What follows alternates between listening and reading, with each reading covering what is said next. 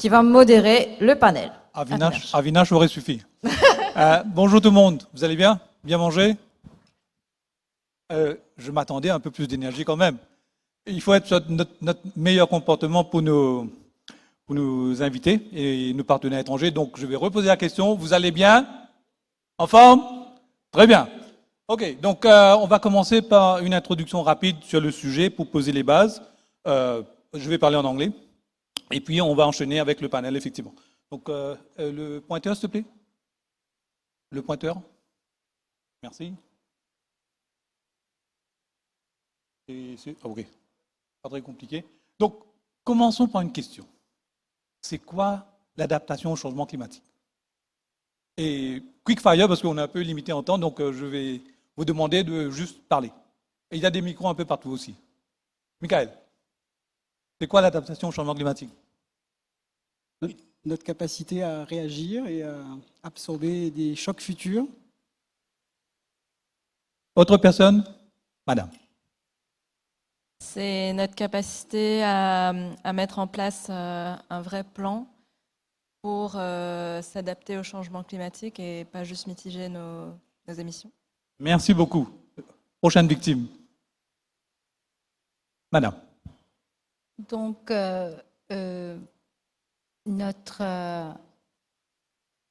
nos efforts et toutes les mises en œuvre que nous avons pour pouvoir s'adapter avec des techniques et des ressources financières et autres au changement climatique. Merci beaucoup. D'autres victimes ou on passe au slide suivant? Ok, je ne vais pas vous faire souffrir. Alors, dans son sens le plus profond, si vous voulez, l'adaptation, c'est la réaction de la société mondiale par rapport à un changement structurel qui est dirigé par le climat. D'accord? Donc, et ce qui veut dire que c'est un sujet, comme on va le voir à travers les conversations dans le panel, c'est un sujet qui demande beaucoup plus d'implication que la partie scientifique et technique. Et donc, on aura, bien sûr, en parlant de la partie financement, on aura l'occasion d'aborder ça. Et si vous voulez, donc, voilà, en fait, ce qui se passe, c'est que la Terre, notre bonne vieille planète, est malheureusement en condition de limitation par rapport à nous servir, par rapport à nos besoins, tous nos besoins qui sont croissants en fait. Donc, alors, 4 key data points, très important pour bien comprendre de quoi on parle quand on parle d'adaptation. Et première chose, adaptation is context specific, entity specific and location specific. Je pense que ça se comprend que vous n'allez pas avoir la même adaptation si vous êtes au Tchad comparé à Maurice. Donc, dans ce que vous avez à réfléchir par rapport à nos besoins à nous sur Maurice, on a des spécificités qui doivent ressortir dans les projets qu'on finance. Le deuxième sujet est l'implémentation d'une politique d'adaptation, ou malheureusement, the failure to implement an adaptation policy is essentially a governance issue. Right? And actually, there's a keynote later on during the day. Et la complexité, c'est que l'adaptation, la résilience et le développement sont des sujets éminemment connectés, d'où la difficulté, au final, à identifier les portions adaptation dans les projets qui nous arrivent pour le financement et en faire effectivement des projets verts. Donc, mais ça c'est important et que j'aimerais bien que vous reteniez ça, que to be counted as adaptation finance, international standards today require that the funding should be provided with an express intention of enhancing climate resilience based on analysis of climate risk. This based on analysis of climate risk est ce qui doit gouverner aujourd'hui l'émergence des projets et le travail que vous faites, que ce soit au niveau du secteur privé ou du secteur public, sur les projets d'adaptation. Et si on ne le fait pas, effectivement, il ne faut pas s'étonner qu'on ait des soucis d'émergence de projets. Alors, au niveau mondial, l'information que je veux que vous reteniez par rapport à tout ça, c'est le 63% ici, c'est le protection gap entre ce que les compagnies d'assurance sont capables d'offrir et la réalité des pertes dans le monde aujourd'hui. Et actually, if you drill down in that figure, pour l'Afrique, c'est au-dessus de 90% en termes de protection gap today. And these are not figures from some leftist organization, to use the word of the current incumbent of the White House. Ce n'est pas non plus des crazy scientists qui sont en train de parler. Ça vient du one of the largest reinsurance brokers in the world, which happen to be my service provider, but this is where we are, and this is of relevance. So if this does not convince us that there's a need for adaptation in its more profound sense, as showed in the previous slide, I don't know what would make the difference. But maybe this would give you, this is another study which is published, a research paper, which shows the impact of the motion on the motion GDP with regards to a global warming scenario of 3%. It doesn't mean that we will reach those figures, but it does mean that we will have to work harder to achieve GDP in its current formulation. Right? So components of a financial system.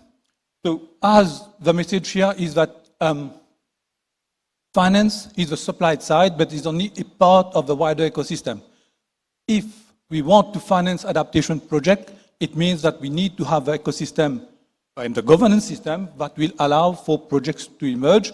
And we should be considering on the company side, actually what we need to consider is the adaptation needs of microstructures from larger to larger companies, which unfortunately is something that, is still missing in the country. Very quickly on this slide, if you want an adaptation project to reach financial close, these are the key criteria that you need to consider. I now insist on one of them there, which is that, where is it? It has to be linked with climate risk assessment. Here it is. Based on climate risk assessment, I think this was a question yesterday. So, and some of the projects which we've seen for financing actually have no or very superficial climate risk assessment, which does not make them eligible for adaptation financing. Right? But my distinguished panelists will be discussing these factors a bit further as we move on. And the last slide is what I call the headache slide from a financing perspective. So adaptation projects have a lower bankability perspective compared to normal projects because of these factors, and they have a higher risk perception because of the factors on your left. Which means that we still have to do adaptation financing, but we do need to understand that it is something that requires specific attention and support both from public and private and international partners to be successful. So, sans plus tarder, last slide, I won't discuss this, but this slide shows you, and it is adapted from the Sharm el-Sheikh COP, if I'm not mistaken. So it shows you all the key criteria for key challenges, what we have in terms of making sure that adaptation project financing is successful in any given country. And this has been adapted to Mauritius. And I guess you don't need to take pictures because, these slides are going to be shared with you. So, sans plus tarder, I have the pleasure to invite my distinguished panelists to join me on scene. So first, Mathieu Deltaille, Head of Credit Analysis and Structuring Corporate and Institutional Banking, MCB Bank. Mathieu? Under you, yeah, merci. Ajay Angotia, Head of Sustainable Financing and DFIs Coverage, Absa Bank Mauritius. Kevin, qui n'a pas besoin d'introduction, mais je le fais quand même, Kevin Ramkalawan, donc CEO Business Mauritius. Atish Durakan, Portfolio Lead, SBM Bank Mauritius. And Sanraj Leximon, Head of Sustainability and Corporate Strategy, again from Mobank Bank. Sanraj?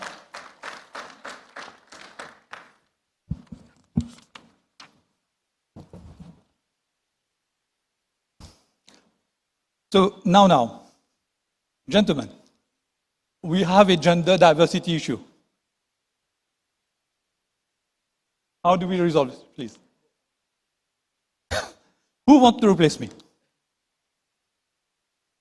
Nobody? Okay, let's shoot. So we'll go through on the basis of the slide I've shown. Let me ask first, Sanraj, where are you? Right. From a demand and supply side of adaptation finance, what are the local market realities and what is Mobank doing to address this? So please make sure that you talk to the audience and that our answers remain crisp just for the sake of time management. Please. Thank you very much. Good morning, everybody. And thank you, Avinash, for shooting the first question to me. Pleasure. So, Mauritius, like any small island development state, faces significant climate change risks. So, the main vulnerable sectors are agriculture, tourism, construction, and manufacturing. It goes without saying that coastal erosion coral reef degradation, extreme weather condition.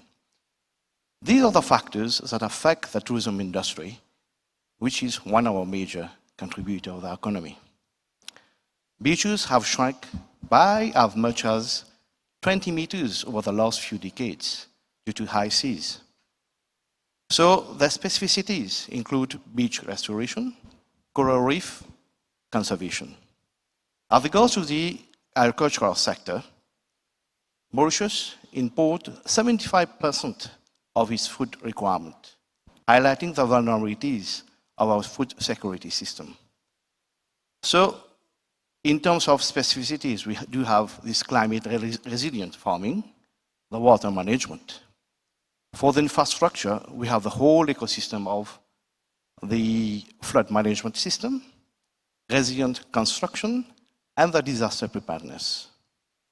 So far, the manufacturing sector is concerned, the whole problem goes along the significant risk as regards to the operational efficiency and the business operation at large. So this is, I consider, as the four main vulnerable sectors affecting the Mauritius context. Thank you so much. So really from your client portfolio and from different company size, what in your view are the actual challenges for those different entities, micro SMEs, SMEs, mid-cap corporations, to engage into adaptation financing? Well, those sectors, especially when we are talking about the SMEs, they are scattered into the different sectors which we mentioned. You made mention about the SMEs, the MSMEs, etc. You know, Avinash, the MSMEs and SMEs, they have their own financial and natural priority. Fortunately, they are often on the cash flow firefighting to ensure survival of the business. There is this lack of awareness in terms of climate risk change and any benefit of adaptation strategies. There is also this lack of expertise. As regards to the large corporate and the mid-cap, there is this lack of financial incentive due to high-risk project. So you are aware that adaptation project normally requires a huge investment, where the payback period in itself is very high. So there is the need some time to introduce this insurance product or any climate risk guarantee, which will lower the risk or give the comfort for banks to lend. There is also this regulatory uncertainty in the clear and stable policies, which may face difficulties to guide them in adaptation strategies. To the question, sorry, I need to switch that on and off. I want also the question whether a change of government provides additional regulatory uncertainty. I don't think we want to answer this now, but let me, I think you touched on the key point that with adaptation financing, insurance product or insurance cover is most required. And this is something maybe that was missing in the previous financing lines, but I guess is being worked upon by the international partners, and the banks themselves. So Mathieu, I think the first missing component is already mentioned. So let me ask you, what are the market imperfections in the Mauritian economy which may actually prevent effective adaptation and resilience building in Mauritius?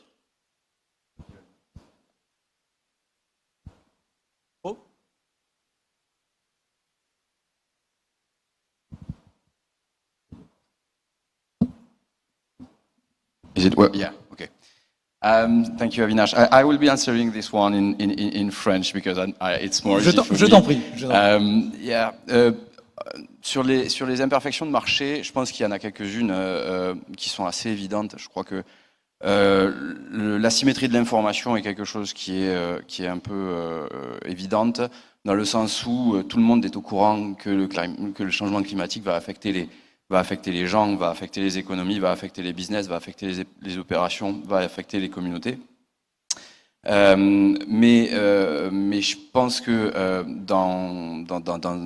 si on n'a pas une approche coordonnée, globale, de partage d'informations basé sur des données qui sont claires, consistantes, qui sont reliable, ça va être compliqué de pouvoir avancer clairement sur quelque chose.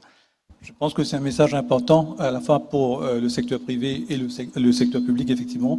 Pardon. Mais c'est lié exactement, c'est ce que tu dis, parce que pour le secteur privé et le secteur public, pour les banques également, et peut-être une imperfection de marché, justement sur ce sujet-là, c'est le manque de coordination, avec parfois des millefeuilles administratifs. Vous connaissez ça en France, on appelle ça millefeuille administratif. C'est un très bon gâteau le millefeuille, mais c'est un peu lourd. Et je crois que ça, c'est quelque chose qu'il faut adresser, centraliser peut-être les choses différemment. Beaucoup de commissions, beaucoup de comités, des initiatives privées, mais à la fin du jour, les gens ne se parlent pas bien. Et je pense que pour que l'information, la qualité de l'information soit reconnue, soit adressée, et puis qu'elle circule, il faut que les gens se parlent. Je pense que ce message est adressé à l'ensemble de la salle, et j'espère que vous allez le relayer aussi auprès de vos contacts. C'est qu'effectivement, il y a aujourd'hui un besoin de coordination plus prononcé, plus accentué, et au-delà du sujet d'asymétrie d'information qui, je pense, est remonté dans divers forums aujourd'hui. Mais au-delà de ça aussi, je retiens que ce que tu dis, c'est que, au final, ce qu'on avait dit, c'est que c'est aussi un sujet de gouvernance, de comment on met en place le partenariat public-privé sur le sujet d'adaptation. Il y a effectivement ce sujet de gouvernance-là. Il y a le sujet aussi de savoir, et je reviens à l'information, qu'est-ce qui est de la bonne adaptation? Qu'est-ce qui est une effective adaptation? Yes. Et là, peut-être une autre imperfection de marché sur laquelle on pourrait parler des heures. C'est sur le marché mauricien, mais aussi dans d'autres géographies. La perception qu'il y a une expertise technique limitée, ou une technologie qui est limitée. Ici, potentiellement, on peut se dire, et encore une fois, c'est pareil ailleurs, on peut se dire qu'on n'a pas les ressources, on n'a pas les trainings, on n'a pas les compétences, mais ça se crée. Ça se crée. Et encore une fois, je reviens sur la coordination, le knowledge sharing, le knowledge transfer, aller parler à ceux qui ont déjà fait, à ceux qui font encore une fois. Je pense que c'est quelque chose qui est quand même assez à notre portée, et qui demande peu d'efforts, parce que je pense encore une fois qu'on a la capacité et les aides viennent, on sait potentiellement où trouver les ressources, on sait où trouver les techniques, les techniciens. Alors, d'une perspective de la MCB, parce que quand même, pas que vous, mais toutes les banques y travaillent aujourd'hui, mais d'une perspective de la MCB sur le parcours réalisé jusqu'à présent, quel est, selon toi, et très rapidement, quels sont les success factors et quelles sont les choses qui doivent encore se mettre en place pour que vous soyez plus performants sur le sujet? Alors, c'est vrai que nous, on est impliqué à la MCB dans le financement de l'adaptation depuis quelques années déjà.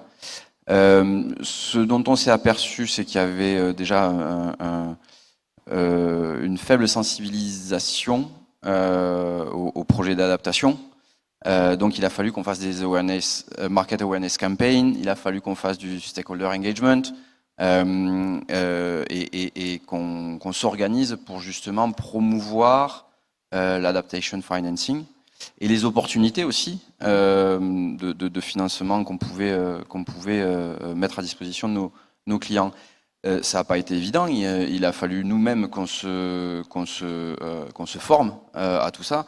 On a eu des partenariats avec l'AFD, notamment avec l'assistance technique, on a fait appel à des experts techniques qui ont été là pour former nos staffs, ou en tout cas avoir ce knowledge sharing-là, mais aussi avoir donné l'assistance technique à nos clients au quotidien quand ils avaient des projets.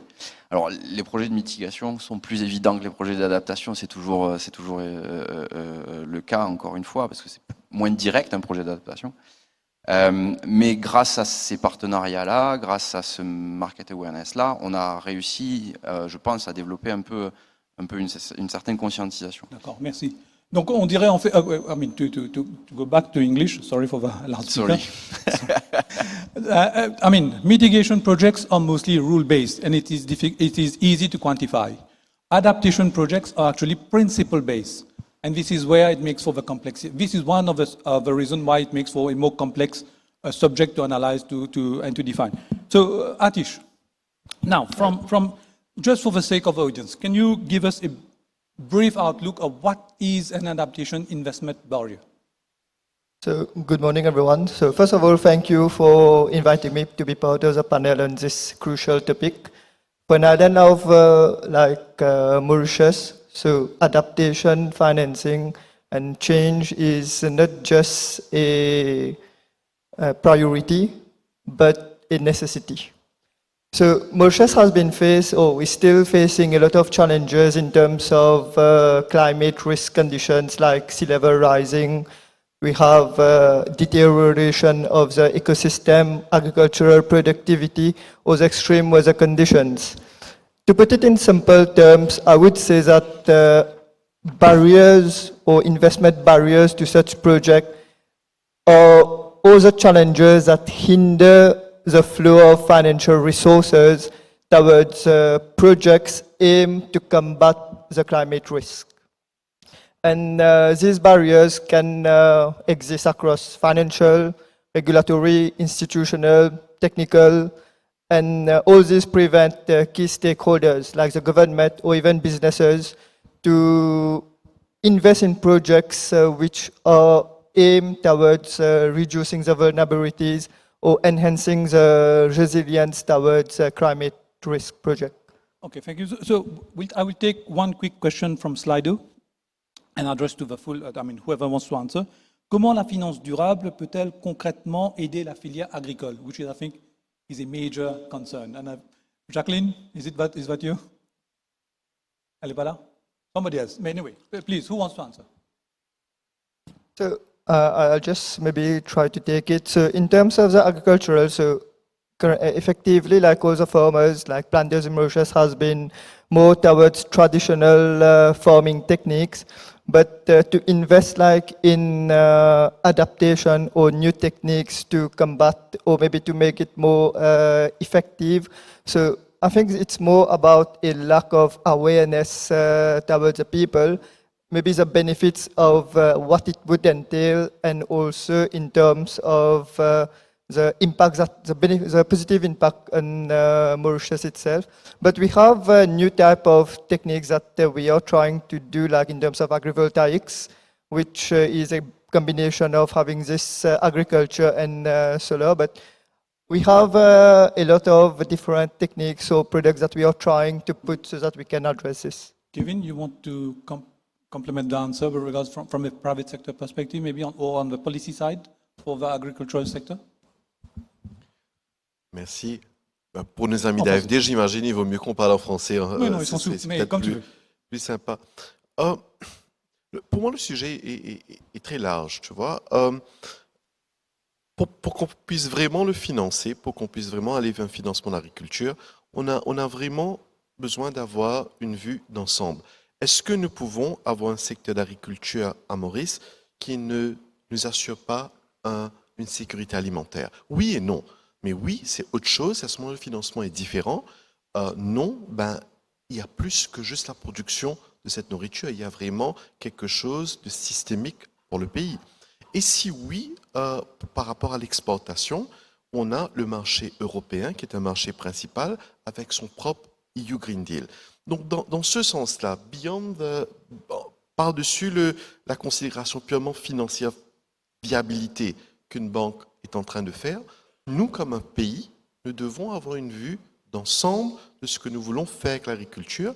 Et il sera nécessaire, c'est le seul mot, pour qu'on puisse complémenter un financement commercial avec une forme d'incentive, quelle qu'elle soit. Je ne vais pas m'avancer sur les formes d'incentive, quelles qu'elles soient, que ce soit en termes de financement international ou national, pour pouvoir arriver à l'équilibre. Je crois que, comme tu le disais, les projets d'adaptation ne sont pas aussi simples en termes de viabilité financière que les projets d'atténuation.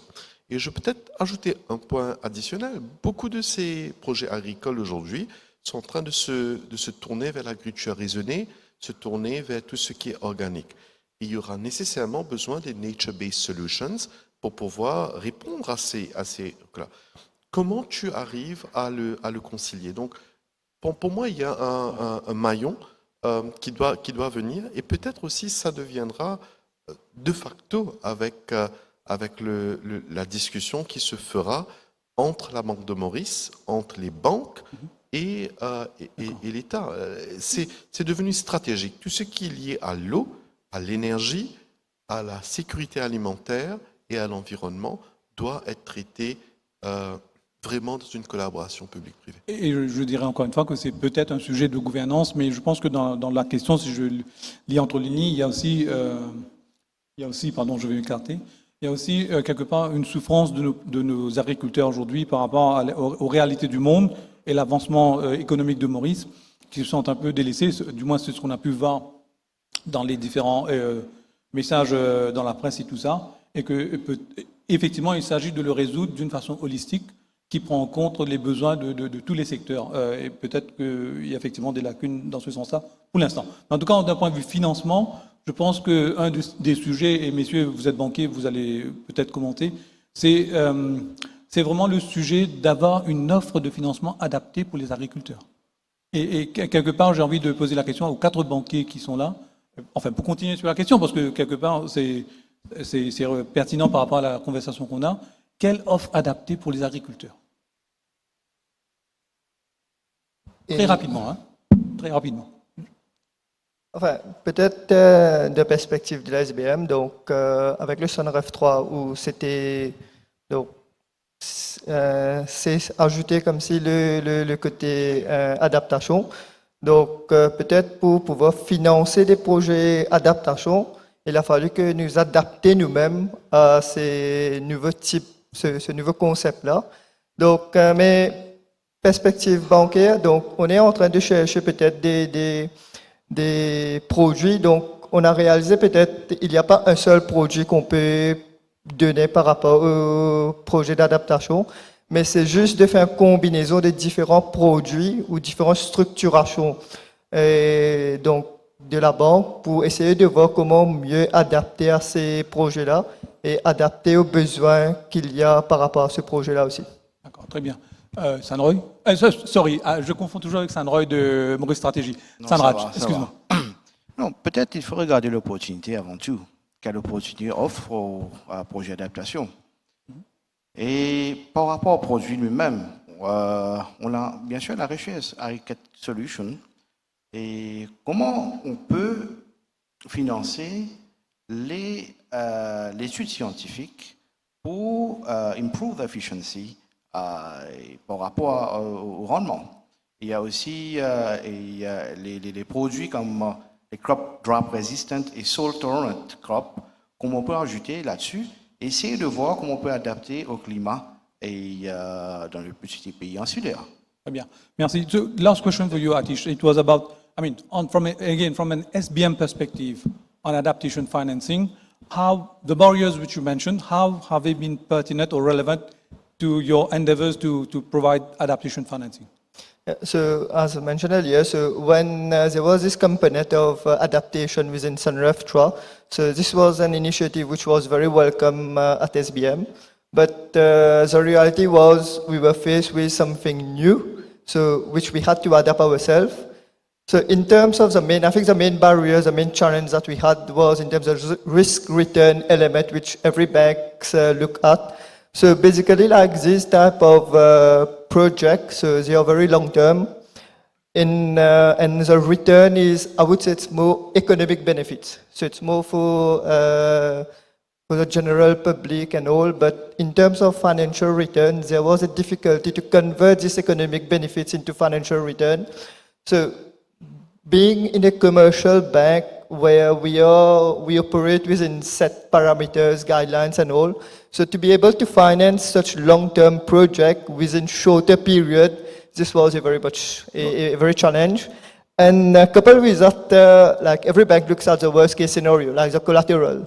So let's say this project doesn't work. So how will we realize like this project to recoup the investment? So this was one. And second challenge, which I would say was very important, was in terms of the lack of expertise as well. So we had very good clients, like with very good project, I must say very good project, but to be able to bring this project to substance, like in terms of implementation, in terms of like how they will be implemented over the course of the project and all, so that we can take an informed decision. This was a very big challenge. Thank you. Maybe just for sake of continuity. Yes. So, but I think you had a message for the Bank of Mauritius. The governor said he's willing to consider, and Mr. Carlison is here, so next to me, in terms of different regulatory perspective on adaptation financing, which maybe is needed for you to cater for the complexities or the characteristics, of this type of projects. Which leads me to the next panelist, Ajay. Very happy to have you on board, and I think we are already talking about financing instruments for adaptations.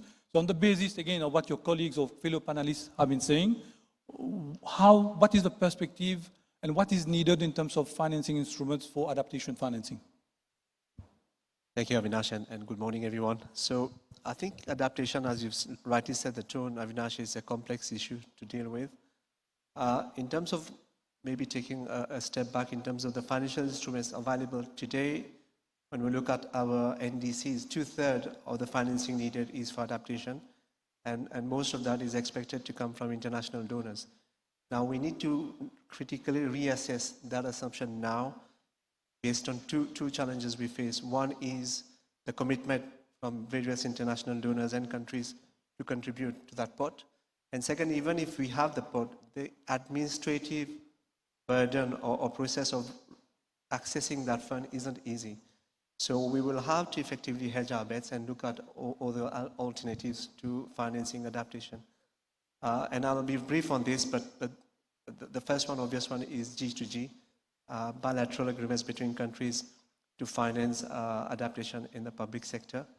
But beyond that, and this is where the private sector, banks and investors can get involved, is around blended finance. And this is where we will have to recognize that adaptation isn't easy, and it's not for one specific group of stakeholders to solve. So we'll have to put collective thinking, and more importantly, we'll have to be crisp on an execution. We will have to be very honest with ourselves who in the group is better able to manage certain risk. It's a long-term project, so we'll have to restructure it in a way, in a project finance structure, so that it is bankable and investors are willing to put money to it. Not just local investors and banks, but international investors.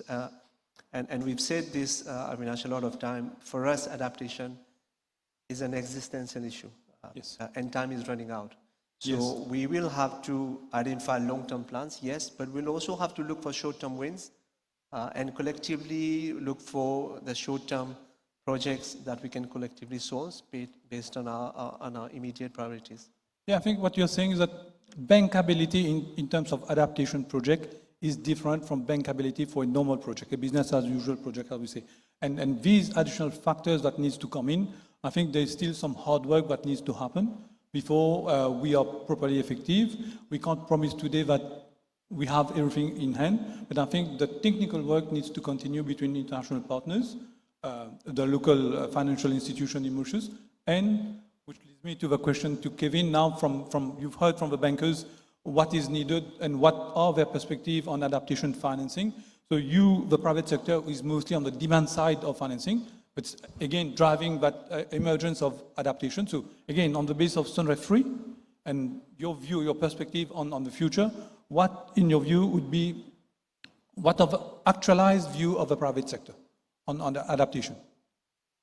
Merci beaucoup, Avinash.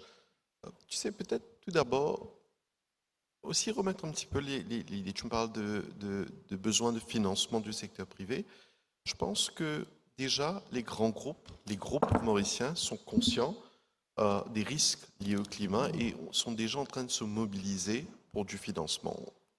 Mais il y a aussi ce besoin de se dire que pas toutes les entreprises mauriciennes ne sont déjà engagées. Donc il y a avant même de rentrer sur le financement, il y a aussi un besoin de conscientisation. Et là, je parle surtout, je crois que vous en avez parlé au tout début de votre intervention, il reste un besoin fort de conscientisation des PME. Et à Maurice, entre les PME et les grands groupes, nous avons un hybride qui s'appelle les MME, les Mid-Market Enterprises.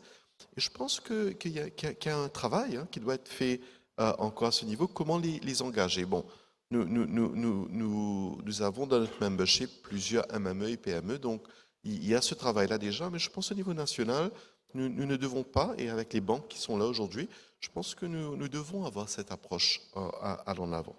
Maintenant, comment financer? Quelle est l'option?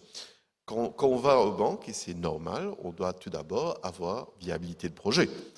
C'était beaucoup plus facile, il y a un écho, je ne sais pas si c'est moi ou vous autres, mais c'était beaucoup plus facile d'aller vers les banques. Et déjà, en disant facile, peut-être je devrais mesurer plus mes mots, d'aller avec des projets d'atténuation.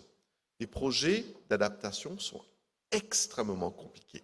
Alors, à notre niveau, donc pour avoir un projet viable, je crois que j'en ai aussi parlé tout à l'heure, il y a besoin bien sûr de voir comment est-ce que nos projets vont réduire nos coûts, parce que ça reste quand même le premier projet. Deuxièmement, comment ça ira en termes de profitabilité, de bottom line. Et là, il y a plusieurs axes, le projet lui-même, mais aussi comment on peut avoir un effet d'impact.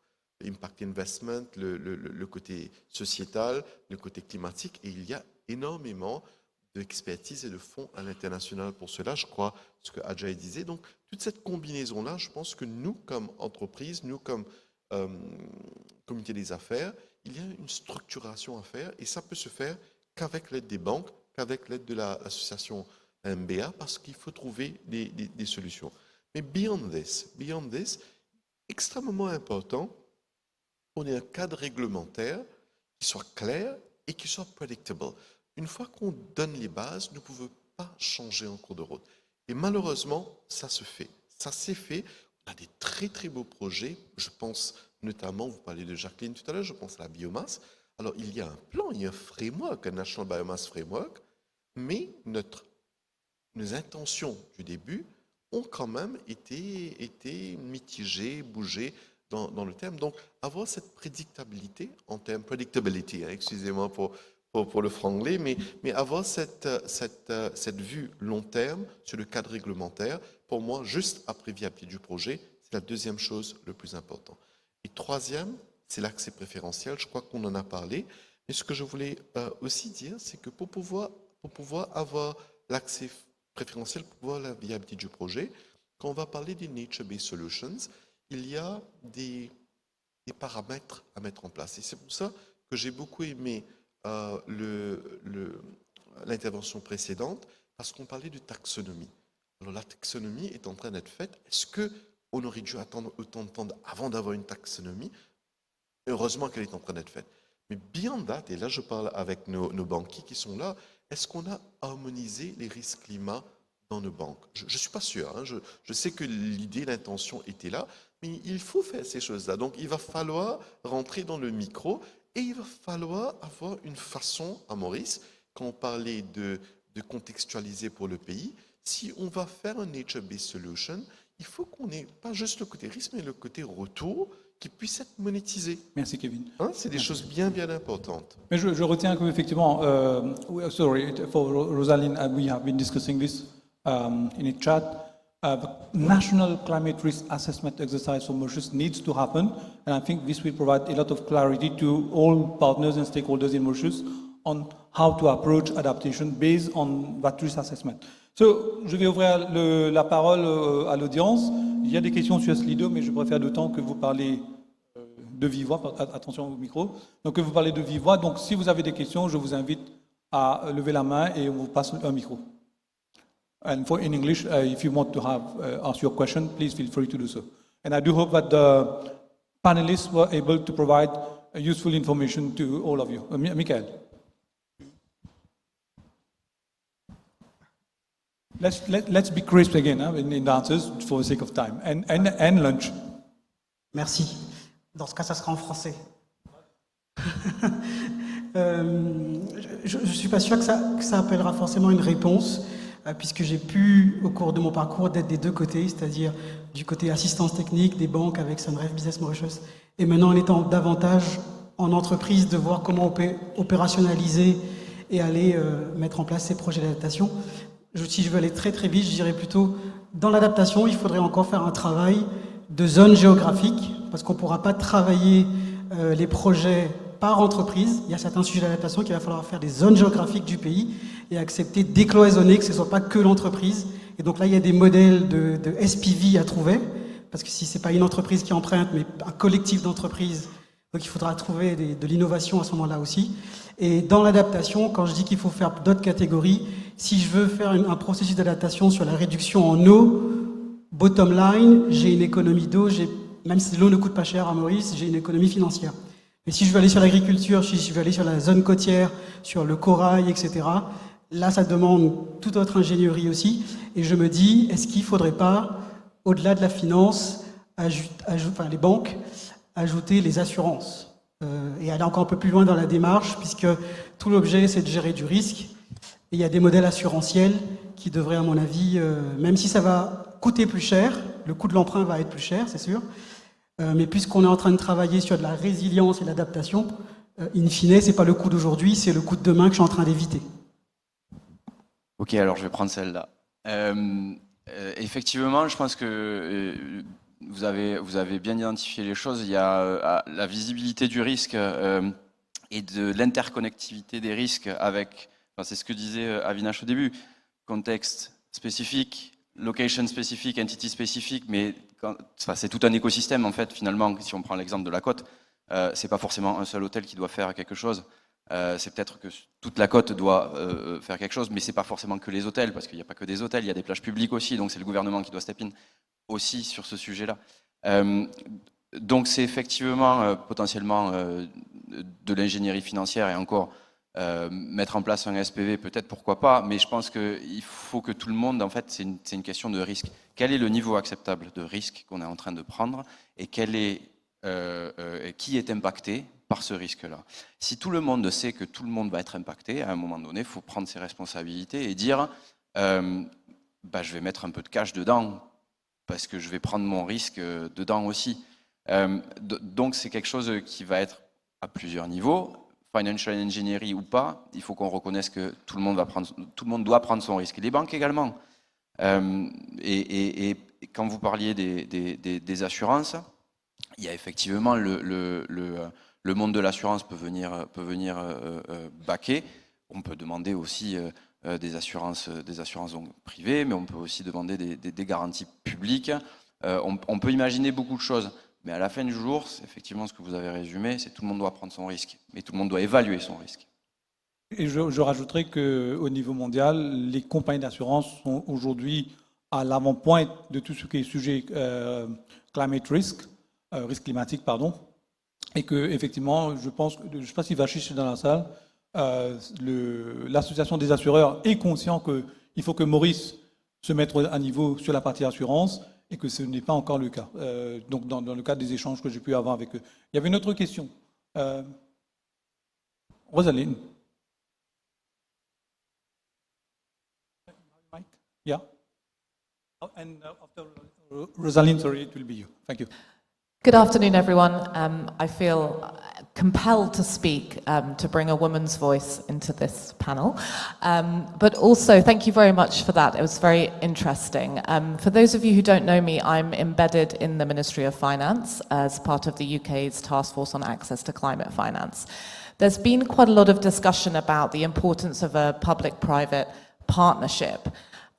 Speaking from the perspective of the Ministry of Finance is extremely busy. There's a lot of demands on that ministry, and I'm sure in an ideal world, you have a very long list of all the things you would like the ministry to do to help mobilize adaptation finance. But if you had to choose one thing, the first action you would like to see the ministry take, what would that be?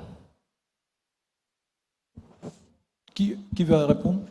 So maybe I'll just take it. So if you want from the government perspective, so, as we mentioned earlier, in terms of the bankability of project and all, so given long-term views of this project, if the bank could have some kind of guarantee from the government, which can allow us commercial banks, which we want to finance such project, this would help us a lot. Financial engineering is required indeed. Question? World Bank? Bonjour, merci beaucoup pour cette présentation très intéressante. Je voulais revenir à la question relative à l'adaptation des PME et des MME qui a priori manquent encore d'éducation sur le sujet. J'aurais aimé comprendre quels sont vos arguments de vente en fait. Qu'est-ce que vous verriez comme incitatif pour ces PME et ces MME à s'adapter? Ou alors est-ce qu'il faut que vous en fassiez une précondition à votre financement de façon à ce que voilà, elles soient obligées de prendre en compte vos recommandations en matière d'adaptation pour leur projet? Merci. Je dis un petit bout parce que c'est lié à ce que je disais tout à l'heure. On doit être très attentif à Maurice d'ajouter au cost of doing business. Déjà, les entreprises mauriciennes ont un coût d'opération aujourd'hui qui a augmenté. D'après nos calculations, en 2024, nos coûts de labor costs, ont augmenté de 40% en un an. Donc, quand nous parlons de contraintes pour les PME et MME, moi je suis déjà très frileux. Seulement, il y a des expériences, il y a des données, il y a des méthodes qu'on a utilisées avec les groupes qui peuvent être appliquées au niveau des PME, mais il faut du front-loading. On a un rapport, par exemple, qui est dans le kit, qui parle de la viabilité de bouger vers la mobilité électrique. Par exemple, cette viabilité de bouger vers la mobilité électrique demande un upfront payment. Mais elle n'est pas là. Donc, pour moi, il y a des choses très simples au niveau d'efficacité énergétique aussi. Nous avons beaucoup travaillé avec les groupes, mais les PME et les MME, à l'époque, moins intéressants. Par contre, entre-temps, le coût de l'énergie a augmenté, de l'électricité a augmenté dans ce pays. Il y a des choses à faire. Donc, je parle encore un peu plus d'atténuation que d'adaptation. L'adaptation, ça devient déjà plus complexe, mais il faudra trouver une façon de les inclure justement par zone géographique ou par méthode d'assurance. Je voulais ajouter ça, mais je passerai la parole aux banques. Sanraj, you wanted to come in? Yes. Yes. Apart from, you rightly said, to lower the risk, we'll need the climate risk guarantee. Okay? But it's not sufficient as well. We'll need to have this awareness with the SMEs, bring this technical assistance, and give them the challenge to enter new markets, be it from the euro or any jurisdiction with a high complexity of compliance issues as regards to green. So if one of the slides, I had to go very quickly for the slides and I apologize for that, but if you look at one of the slides, I think to complement the answer that is being given, is we have been talking about the downside side of adaptation, which is adapting to the risk. But there is also an upside. And this is something that has not been studied enough in Mauritius. Avant? S'il vous plaît? Encore? Voilà. You see, there's a downside to adaptation activities, which is about mitigating your risk, but there is an upside if we have a proper policy in the country which serve the need of a national economy, there are automatically business opportunities which are going to come in. And I think, looking at having a very recent study on the matter, but this part, the upside adaptation has not been studied enough in the way it can provide business opportunities to macro SMEs, mid-caps, and even SMEs. So this is something that we want to consider. But again, the bankers are on the financing side. For them to provide that finance, it has to emerge from the economic stakeholders. Last, a few questions. If you are not pressed for lunch, we can have some more questions. Yes, sir.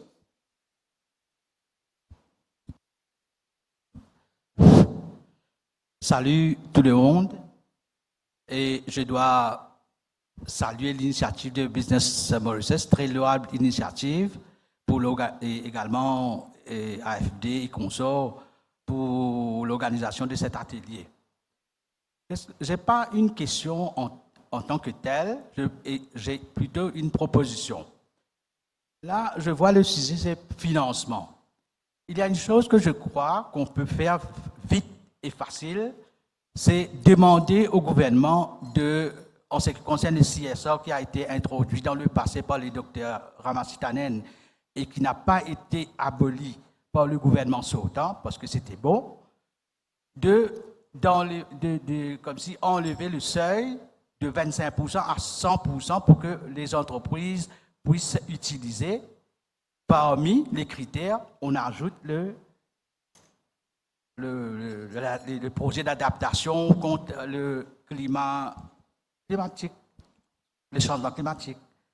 Et n'oublions pas, actuellement, on a un très bon interlocuteur à l'hôtel du gouvernement. Le Premier ministre est très à cheval pour les projets, pour l'adaptation des changements climatiques. Et je salue en passant Eric Ning, le senior advisor du bureau du Premier ministre, et je pense sûrement qu'il va relayer cette information. Kevin, Merci. you want to answer? Thank you so much. Non, mais c'est une suggestion seulement. Je dois dire que le CSA, déjà utilisé for poverty, nous, notre demande a été que soit c'est fait au niveau national, comme c'était fait récemment, soit que nous, on reprend notre CSA money pour des projets, mais à savoir, monsieur, que nous payons en plus de ça maintenant 2% sur le Corporate Climate Responsibility Levy. Donc c'est un autre fonds qui est équivalent, d'ailleurs un peu plus même que le CSA, où 75% par l'État, 25% reste chez nous, mais le CCR Levy devra être utilisé pour qu'on travaille en commun sur les grands projets d'adaptation climatique.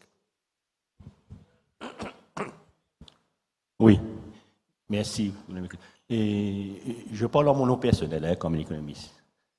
Et j'ai trouvé très intéressante l'intervention du représentant de la MCB et aussi celle du représentant de l'SBM.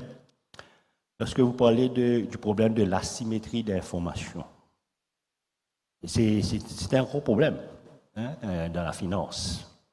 Parce que les promoteurs du projet ne donneront pas toutes les informations aux banquiers.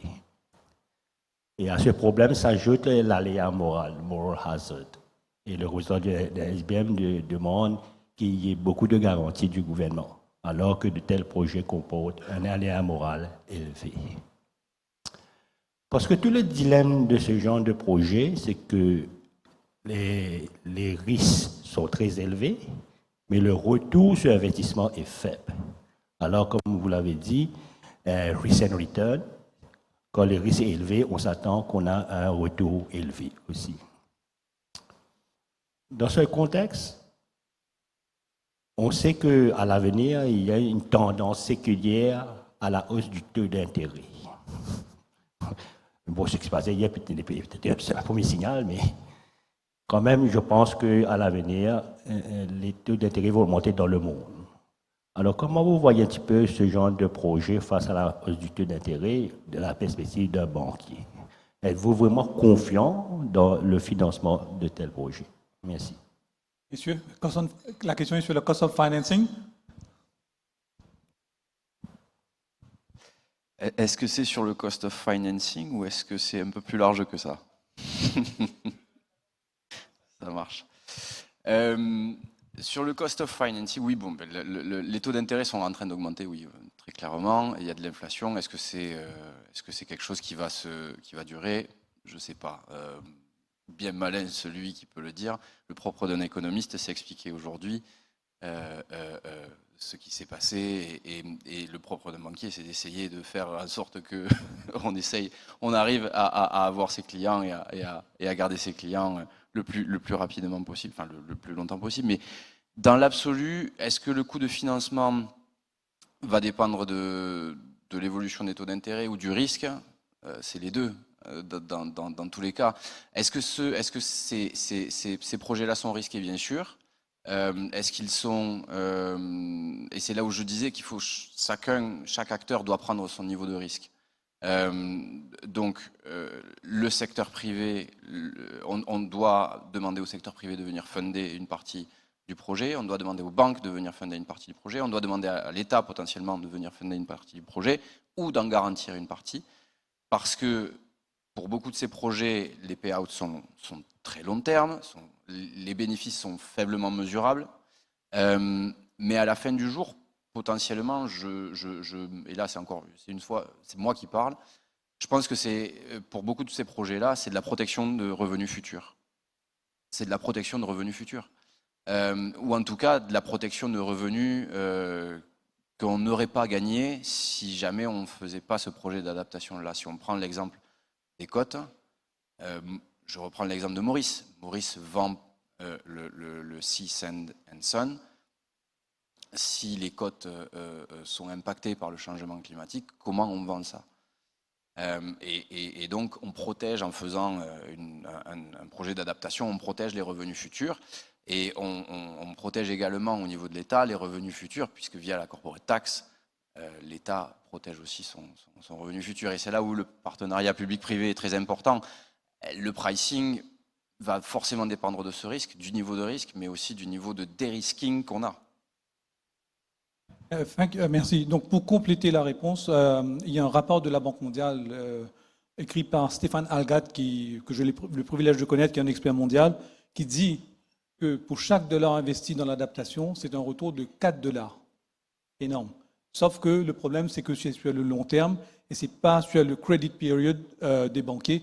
Et c'est tout le problème est là. C'est comment, effectivement, ces retours qui sont forcément long terme se matérialisent dans du financement bancaire ou du crédit à moyen terme.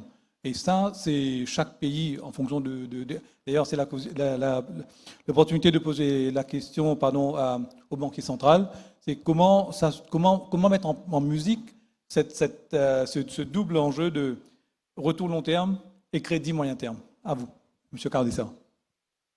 Je crois qu'il y aura un panel tout à l'heure sur ce sujet. Moi, je voulais comprendre quelque chose. We talk a lot about adaptation projects. You know, it's very complex. Blended finance, partnership, public-private partnerships. In concrete, how do we go about this? In your slide, you mentioned concerted action. Okay, there's Minister of Finance, there's the private sector, our development partners are there.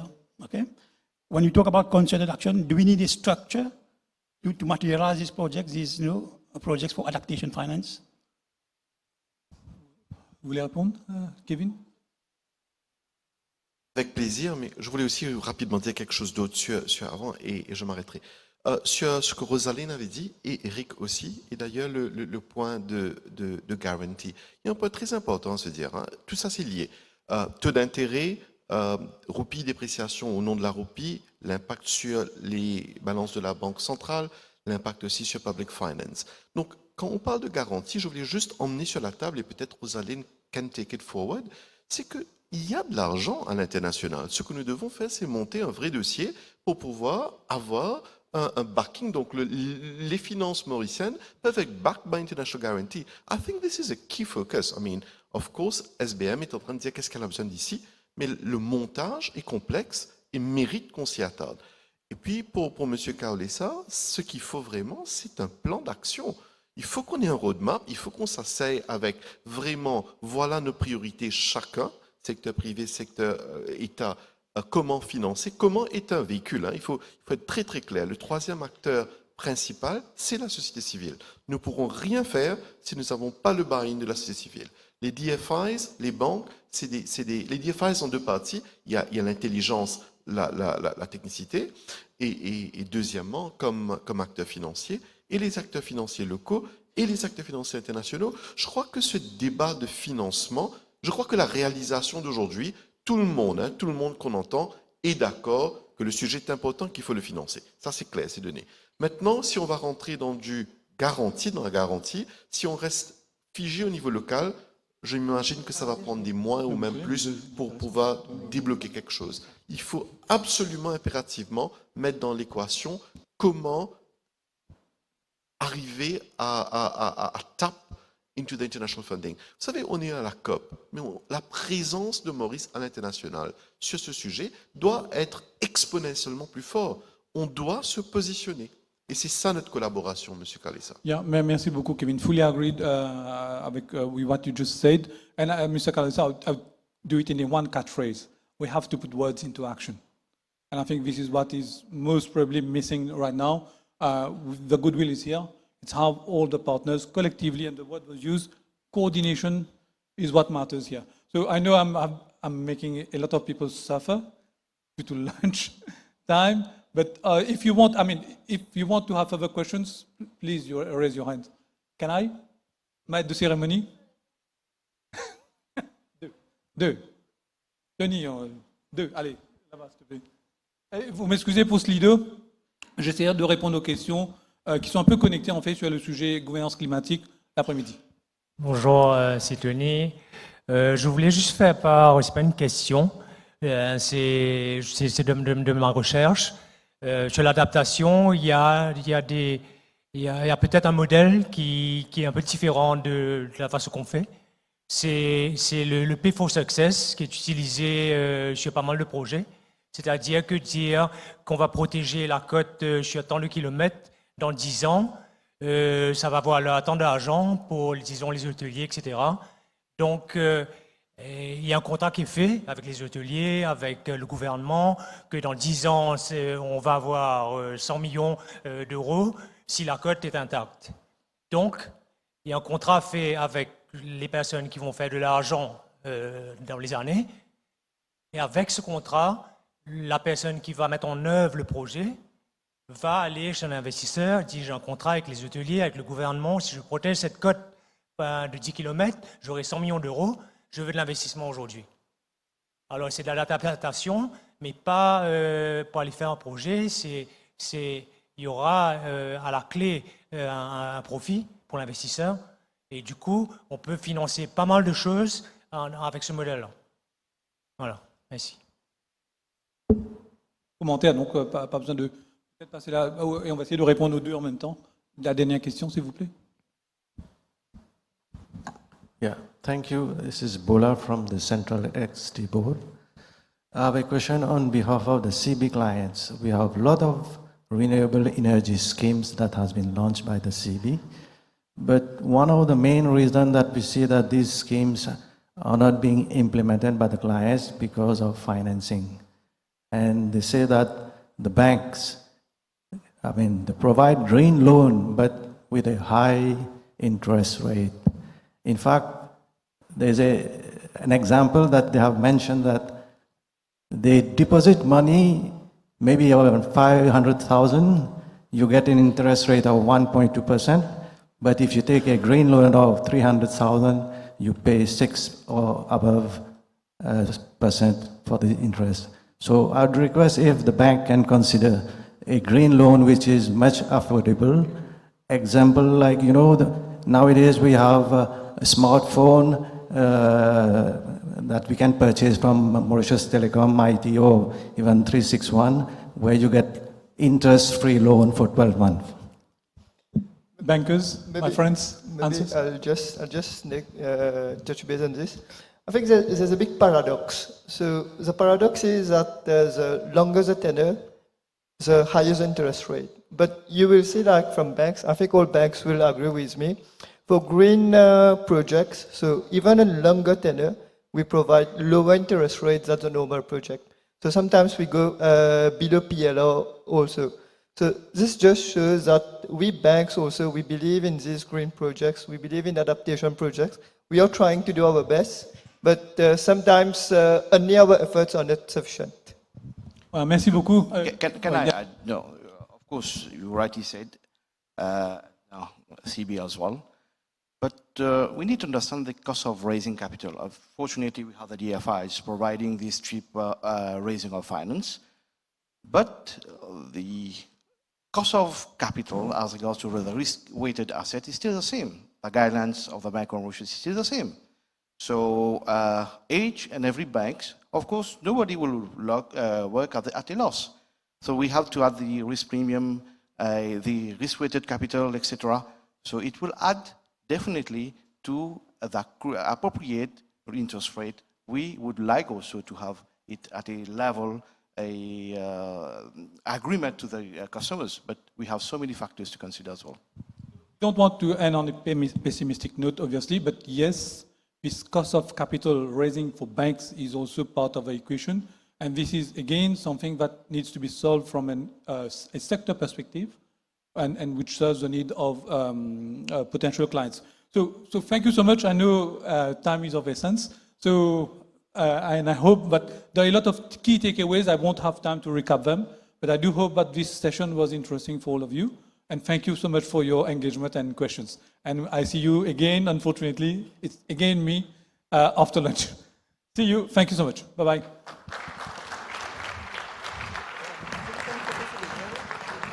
Merci beaucoup. Thank you to all the panelists. On va faire une petite photo. Brièvement, on va faire une dernière photo de groupe pour la matinée.